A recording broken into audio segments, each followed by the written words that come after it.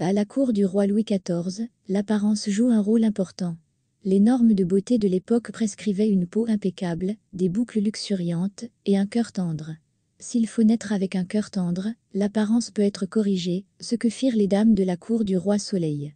Outre les nombreux cosmétiques, dont le plus populaire était la poudre, les belles connaissaient bien d'autres secrets de beauté. L'idéal était d'avoir une silhouette féminine avec des formes, des seins généreux, des hanches, des bras pleins et une taille fine.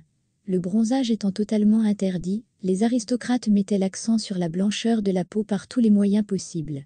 Bien que l'on pense généralement que personne ne s'intéressait au sport à cette époque, les brochures féminines à la mode recommandaient des exercices légers quotidiens pour éviter que le sang ne stagne et que la peau ne se relâche.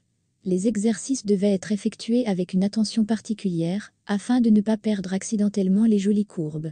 Il était recommandé d'ajouter du vin rouge, de l'absinthe, de la camomille, de la sauge et d'autres herbes à l'eau du bain. On connaissait aussi les enveloppements destinés à amincir certaines parties du corps. Dans un récipient en terre cuite, il fallait faire infuser un mélange de graisse de renard, d'huile de fleur, de graisse d'oie, de résine, de camphre et de térébenthine, ajouter de la cire chaude, puis remuer et laisser refroidir. Appliquer ce mélange sur les endroits à nettoyer. Les belles avaient déjà compris que tout dépendait de l'alimentation.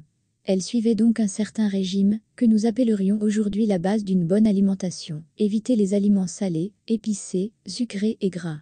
La jolie Angélique de Fontage attirait le roi par sa silhouette parfaite et son allure de poupée, mais après l'accouchement, elle ne parvint pas à rester mince et perdit rapidement l'attention de Louis.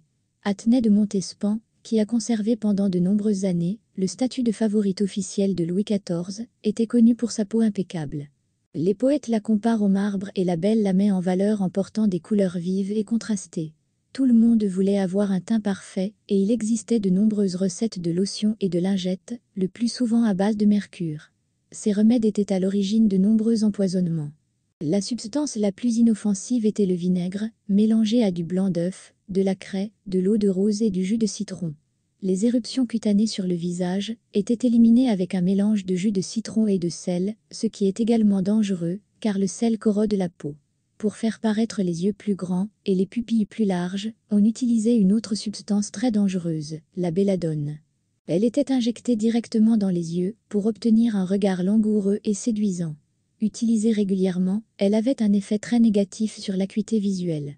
L'épouse du roi, Marie-Thérèse, aimait beaucoup le chocolat et ses dents n'étaient donc pas en bon état.